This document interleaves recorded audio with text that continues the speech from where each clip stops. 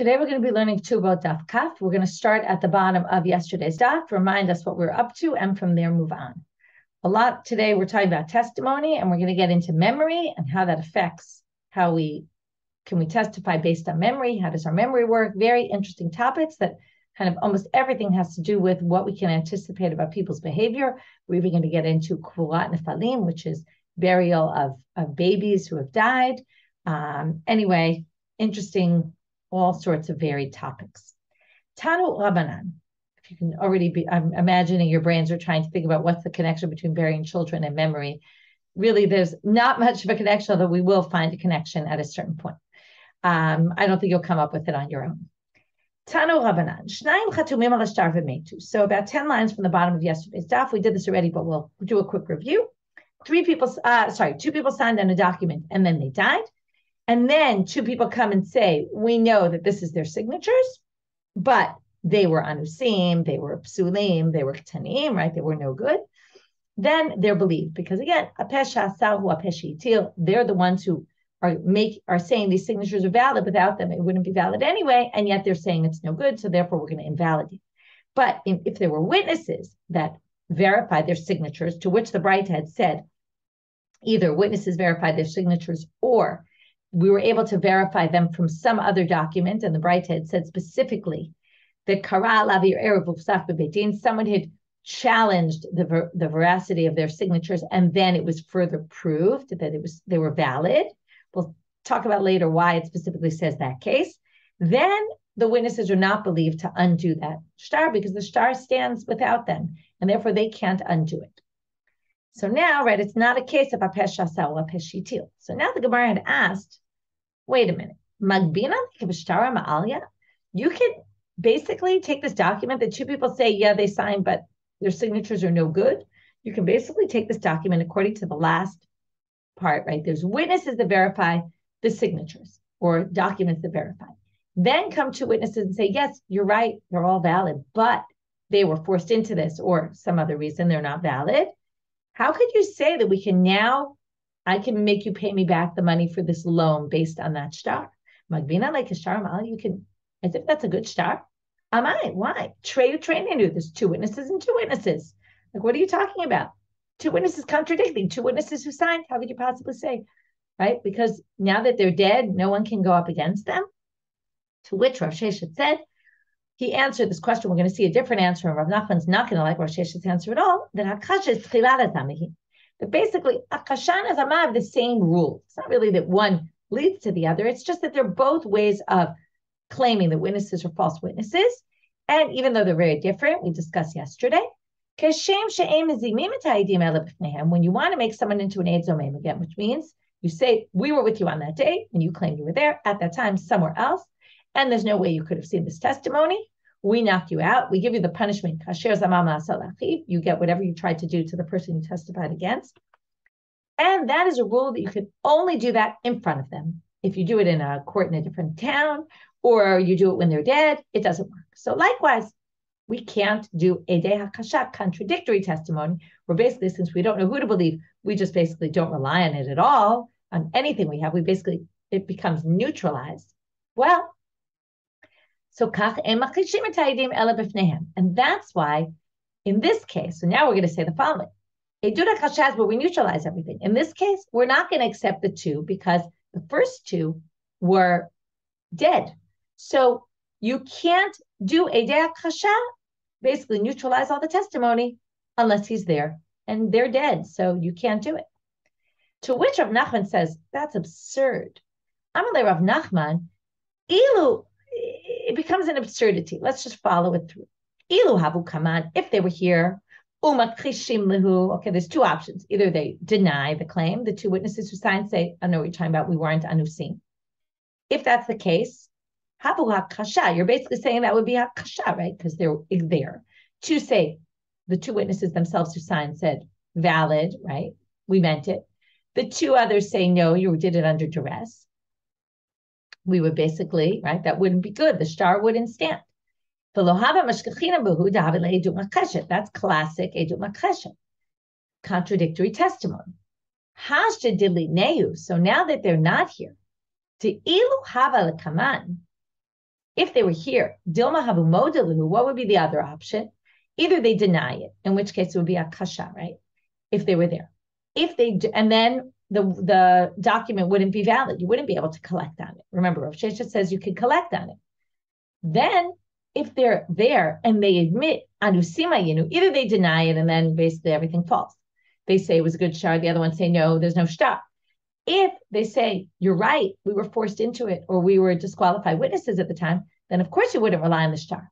So now, what's the theory? Don't do it bifnehem, ela bifnehem, unless they're there, because they need to make a claim. And since they can't make a claim, we have to almost like make the claim for them. But in our case, no matter what claim you make, either which way, the document is going to be invalid, because either we knock everything out because it's hakasha, or right, if they're actually there, or we knock it out because everyone agrees that we need to knock it out. So what you're saying is, if they were there, we would definitely not have a good valid document. So of course, when they're not there, we should have a right? The document shouldn't be valid. It shouldn't make a difference. Just because they're not there, we're all of a sudden going to make the document valid on the off chance that what? There is no off chance, right? Any way it goes, the document will not be valid. You won't be able to collect on it. Therefore, Rav Nachman explains the braita in the following way.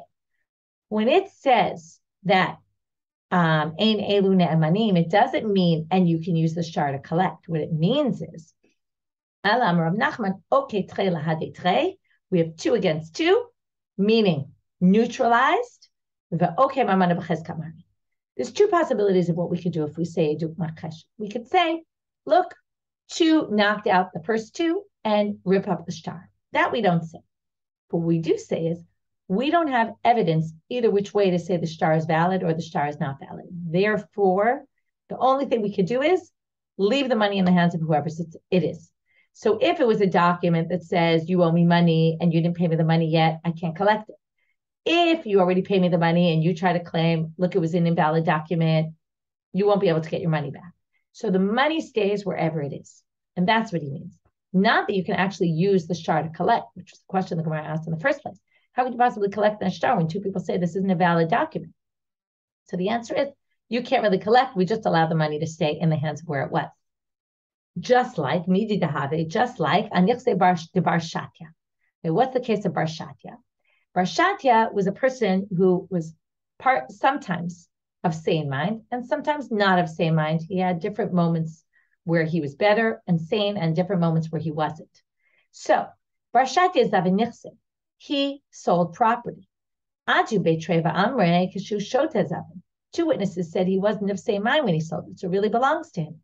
He was purely in a great state when he sold them, and therefore the sale should be valid.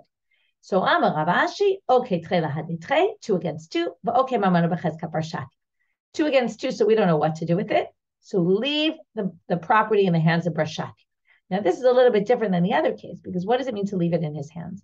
Why is he considered muhzak? Someone else is claiming he sold it to me, and maybe they're even living on the property. When it comes to property, it's a little bit different. It comes to land. Land is different. Movable property is, like we said, whoever's hands it's in. But if you're living in my property, and if you haven't been there for 3 years, and the last proof we have is my document, my deed that I bought it, and this deed that you bought it isn't a valid deed, I'm considered muhzak in the property. Okay, since it's not movable, chazaka is different there. So now the Gemara says, well, there's an additional problem though. This case is not so clear cut. Lo maran eladid le chazaka avhate. Only if his fathers were known to, if the land was his father's land. Avalei le chazaka dahavte amrinan kashu shote zavin zivan kashu shote zavin. If it wasn't in the hands of his fathers beforehand, and he bought it himself, people could say, oh, well, maybe he wasn't of same mind when he bought it, which means it wasn't even his in the first place. Okay? And then he bought it and sold it when he wasn't clear-headed, in which case, right, of same mind, in which case, neither sale is valid, in which case, whoever's in the land can claim it's my land. Okay, so that was an aside that we got to because of this contradictory testimony. Now we're going back to this halacha about what Rav Sheshet said. Just like Emazimim et ha'edim ele b'fneihem, kach makishim et ha'edim ele b'fneihem.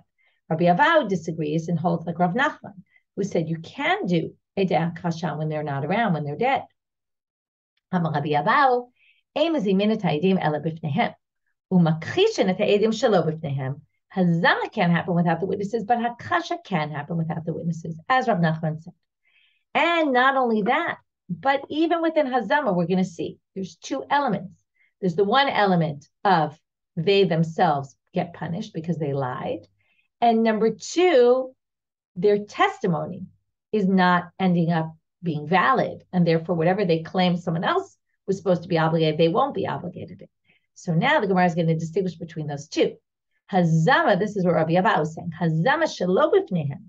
Nihida hazama lo havya. Hakasha miyahavya.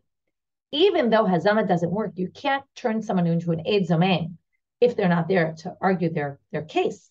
But you can knock out their testimony.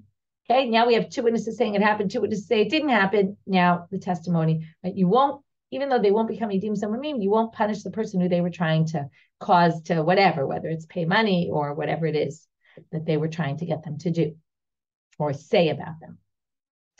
Amar, now going back to the braita and the language about this, how do you validate the signatures? So Amar, if there's witnesses that said their signatures are valid, or we had valid, we knew their signatures from somewhere else. What kind of somewhere else? Well, right, for a document that someone had raised doubts about its veracity, and it was solidified in the court that it was valid, validated in court, einen money. Then they're not believed. So now the Gemara wants to work on this language. Kara alav yirer in, lo kara alav yirer lo. It sounds like only if kara alav yirer, but not if it wasn't, questions were raised against it. You just have a document in court that was validated, it's not enough. Rabbi Asi, this further supports Rabbi Asi, who says, Dama Rabbi Asi, so braita that use that language supports what Rabbi Asi said, that you can only use valid signatures if they were validated on a document that someone had questioned and then they have validated. Now, why is that? Seems to be very logical. Again, when you need to validate signatures and nobody's arguing against you, okay, looks fine, let's move on. But if someone's questioning the veracity of the signatures, and you start looking, right, then the courts are really going to look into it, and then we assume they did a much better job, and then it works. Amrei Nahardea, now they add another thing. Ketubot, sadot. You need two ketubas or two documents of sale of property. You need two valid documents. One is not enough to validate someone's signatures. And if you bring out documents of sale, it would have to be a case where I sold you land, you lived there for 3 years, you enjoyed all the proceeds for 3 years, and I never complained. Otherwise, that's not a valid enough document. Amar Shimi Bar Ashi, another criteria, it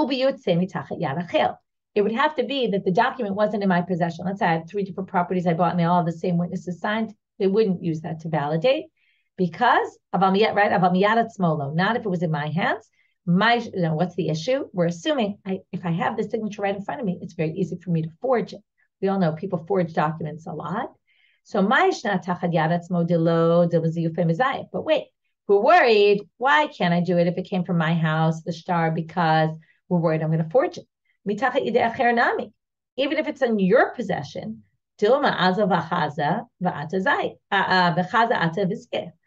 could be I went to your house, saw the signature, and I forged it from a document in your house. So either which way, if I'm going to forge it, I can forge it that way as well. So again, human behavior, what do we anticipate? Well, people don't go that far to forge documents. They'll go to people's houses, find signatures, and let's say, oh, let me go forge that signature. Tanu Rabbanit, another braita.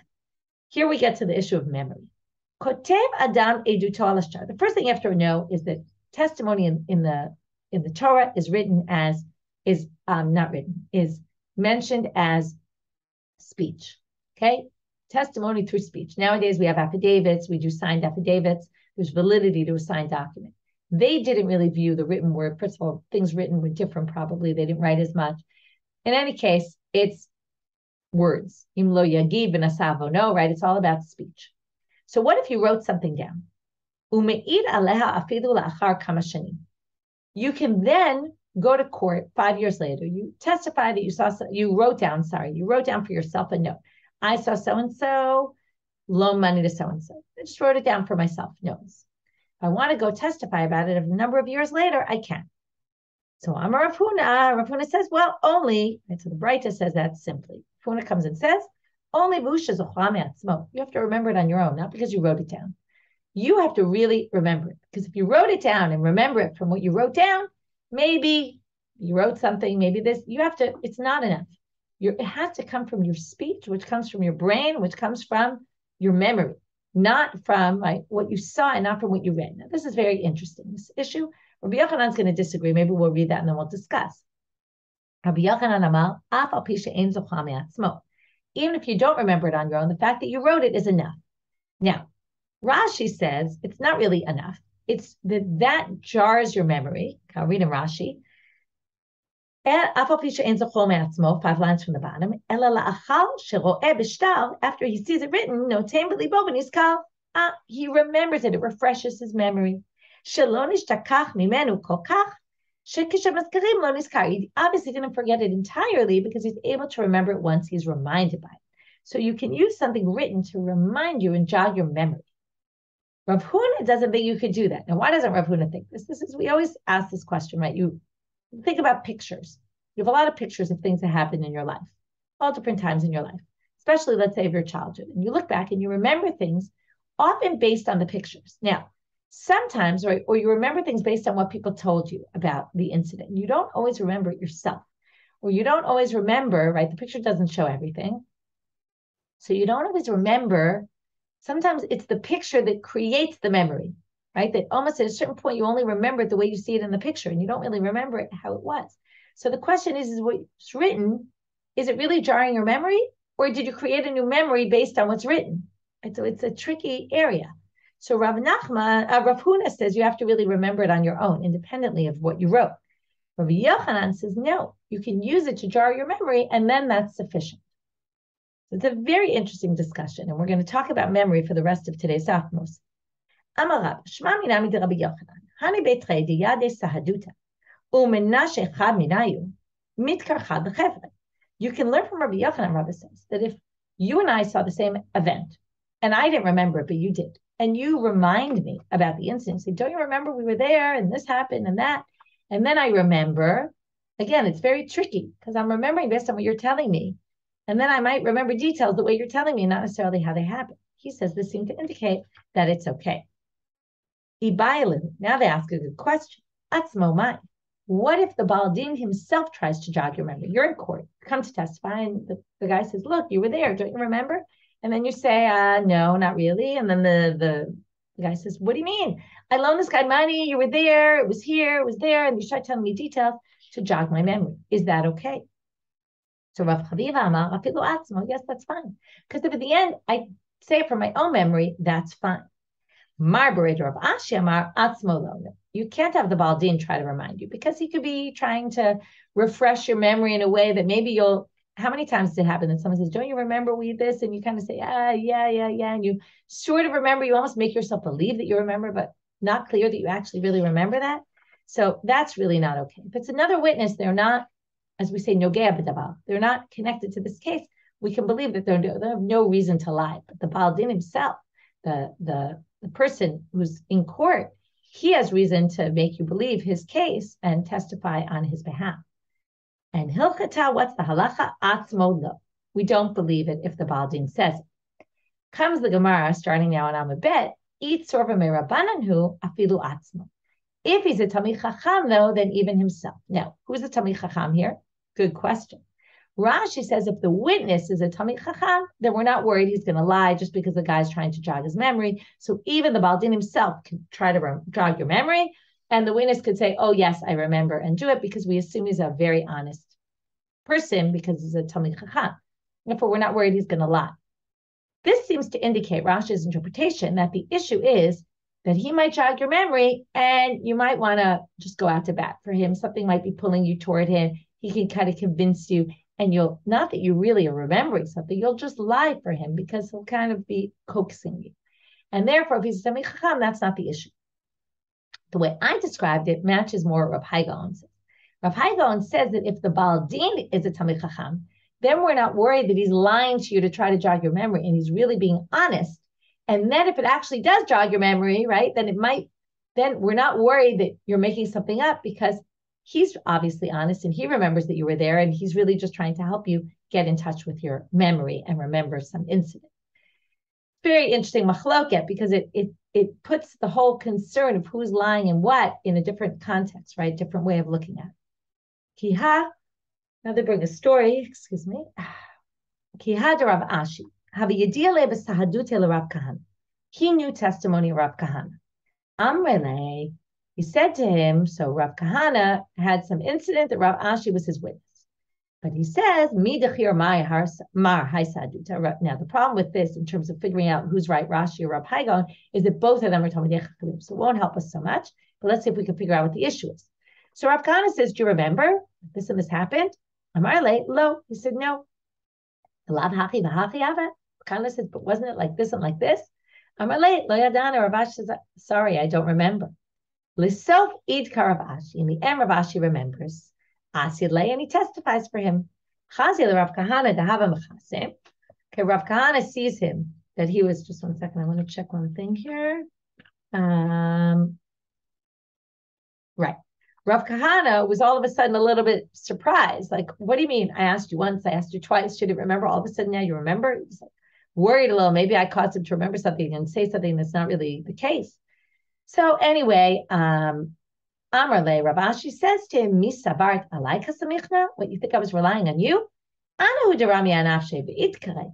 I spent my time really thinking about it till I actually, right, I worked hard to jog my memory, and eventually I did, right? This happens to me a lot where I see someone from a long time ago and they try to, right, they say, don't you remember me? And I, very vague memories, but as time goes on, I think about it more and more, and I'm able to remember things. When I see them at first, always remember everything. And then like a few hours later, I'll be able to jog my memory. So that's what happened here. The commentaries learn an important halacha from here, which is, we learned before the kevan she'igid shuveno chozer u'magid. Once someone testifies something, they can't renege on their testimony. But if you say, I don't know, you're allowed to come back to court and testify, because that's not a case where you testified something and you're changing it. Here, you're just saying, I didn't remember, and then you eventually remembered. And since people often don't remember things and ultimately do remember things, we can go by that. Now we're bringing a Mishnah in Oilot, which is going to ultimately connect, but not just yet. It has to do with memory also. Tananatam, eventually we're going to compare. Do we assume the same thing for memory here that we do by us? And the Gemara is going to actually differentiate. Tananhatam, tuliot hakovot, if you have mounds of dirt that are close, bein la'ir, bein la'derech, either close to the city or close to the path, echad chadashot ve'echad yishanot, whether they're new or old, tmeot. We can assume they're impure because there's a likelihood that somebody was buried there. Soon we're going to discuss why is there a likelihood someone's buried there. Harichokot, if they're far away from the path or the city. Chadashot tahorot, if they're new, you can assume they're tahor unless somebody tells you that someone's buried there. Yishanot, old ones, we assume people don't remember anymore what was, and therefore they're tmeot. We have to assume maybe someone was buried there and we just don't remember anymore. So now we have to define some things in this Mishnah. Ezo yikrova, what does it mean close? Chamishimama, 50 cubits. Ezo yishena, what's old that we assume people won't remember? Shishim shana de Rabbi Meir. This we're going to go back to later, that 60 years is the amount of time you're expected to remember things. Beyond 60, not really. Rabbi Yehuda omer, krova she'en krova himena. Krova means, I don't agree that it's 50 amot. It's the closest mound to the city or the closest mound to the path.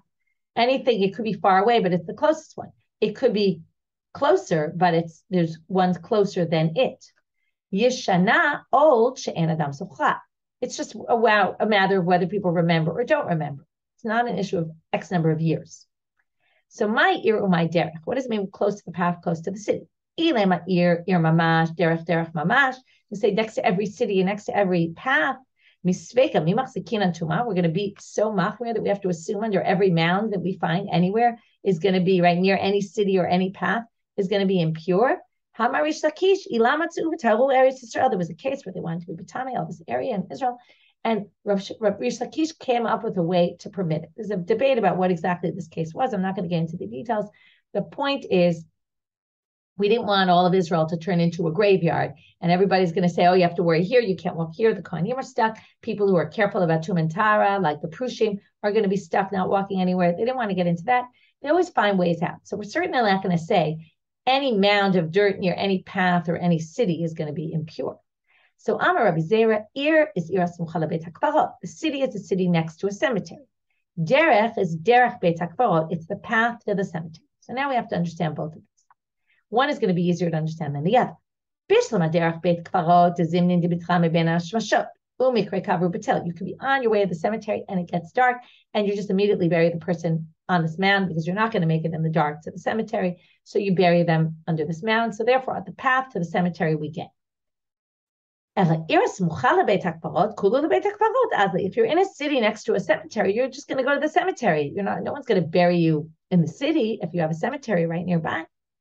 So, Amar Rabbi Chanina, here comes the big line. Mitoch shanashim kovrat sham nifleihem, umukeshchin zrotehem. There's two people who might bury on a mound, under a mound in the city and not go to the cemetery. Why? So first is a woman who wants to bury her stillborn baby. Some people say it's because she's embarrassed and she doesn't want people to know about it, so she buries her stillborn baby on her own. Right? This, by the way, is a big issue nowadays about stillborns, and the Chevra Kadisha often buries the stillborns without the parents' knowledge where the graves are and all that. And there's been a big fight by organizations and parents, and I know my husband's been involved with the city team to try to get, first of all, find out where the graves are of all these parents who were never told where their children's graves are, and allowing parents to know from the beginning and go to this funeral if they would like to, go to the cemetery when they bury the child. It's not exactly to be involved, go for the burial if they want to, or at least if they don't want to, at least to know where their child is buried so that they can, if they want to visit, if they want to know, right, they want to put up a tziyun kever, they're allowed to do that. It's a very interesting issue. Here you see, it's fascinating that the women would bury their own children, okay, their own, again, we're talking about stillborns here. So, or babies that were born and didn't make it for very long. And here, there's this interesting idea about them being embarrassed about it, and therefore they don't want people to know, so they would just do it right there. Or mukesh shchin, this is a whole different thing, which is their body parts, okay? So you could have a certain disease where you would have to cut off, amputate body parts, or they would fall off. And then it's called Ever Menachai. And Ever Menachai, a limb from a live body, also has tuma, like a dead body, tumat ohel, tumat magamasa, and therefore they would bury in these cities. And therefore, now the question is why close to the city and not a little bit farther? So they say, Ad 50 ama az leihi lechuda. Up to 50 amma, she'll go by herself on her own. And I guess also the mukat shchin, because she's not scared to go that distance. But tfei, more than that, davar inish bahada ula beit hakvarot azla. More than that, she'll take someone with her and she'll go to the beit hakvarot. This is very complicated to understand. The commentaries struggle with this because didn't we just say she doesn't really want to go to the beit hakvarot? And why would she go with someone else? It's not exactly 100% clear why all of a sudden then she would go with someone. I guess if she doesn't have a choice, then she would already bury in the cemetery. There was nowhere to bury closer by. Hilkach. Tumah be'eretz shalom chazkinan. So what do we see here? We don't try to do tumah everywhere, make all sorts of things, and that's why they say derech is derech to the cemetery, and ear is an ear that's right near the cemetery. And there we assume the women might bury their dead there. Again, there's some things that aren't clear. Why only in an ear next to a city next to a cemetery? It could be really anywhere she would do it. There's a lot of things unclear. There's a bunch of different ways of understanding this. I'm going to keep it simple, but know that it's not so clear. If you walk out a little confused, the commentaries were confused as well, because there's a lot of things that don't jive 100% here. Happens in a lot of sugyas that things don't fit in. We like to fit things into a box, and in fact, we can organize it perfectly, but they don't always fit into boxes perfectly. So now we have Amarav Chisda Shmami Nami de Rabbi Meir. Here's the important part. Haisa duta ad shitin shnim midkar. 60 years, people remember these things. Tfei, but more than that, lo midkar. People don't remember anymore. Vilohi, but that's not in fact true. Okay, in other words, he thought that testimony, you can only have 60 years to testify. Beyond that, you can't testify because we assume, based on what we see in this Mishnah, again, assuming, right, Rabbi Meir, 60 years. According to Rabbi Meir, after 60 years, you can't testify again. It doesn't mean you're 60 years old and you start losing your memory, which could possibly be. As I'm in my 50s already, I know that I'm already starting to lose my memory of certain things. But it's not just that. It means after an event happens 60 years later, you're not going to necessarily remember, which is interesting because Elderly people who already start losing their memory often remember very vividly things that happened in their youth, and less of things, short-term memory is more of an issue. He seems to think long-term memory. But below he, that's not true, because you can distinguish these cases. This is also very interesting. When it comes to the mounds of dirt and whether someone buried there or not, that's up to the community to remember. Now, community, when lots of people are meant to remember things, you don't feel like the need to remember because there's lots of other people who can do it. But you even knew, right? This testimony, you knew you were the witness, and you know it's your responsibility. So then, afilu tuvanami, even many, many years later, we can still accept your testimony. Okay, new Mishnah. You're signed on a document with someone else, and you say, this is my signature, and I verified theirs as well. The other one says, this is my signature, and that's the one I signed with, I validated. So this is kind of an obvious. They obviously bring this because in the next case. So they're obviously believed because you have two witnesses on every signature. But if each of us only validated our own signatures, it's a very Rebbe. Rebbe says they each need to bring another witness so that there's two witnesses for each signature. They don't need to bring anyone with them. Why? Right? It sounds like, and we'll get to this more in the Gemara, but basically, I'm validating mine, you're validating yours. In the end, there's two signatures in the document. We each validated our own signature. That should be enough because now we have two witnesses signed on a document. So he claims, right, the rabbis claim that it's enough to just have each one validate their own signatures and that will be valid. Obviously, if it's someone else validating, one witness wouldn't be enough. But for me to validate my own signature, that is sufficient. Okay, we'll end here for today. We'll pick up from the Gemara tomorrow. Have a great day, everyone.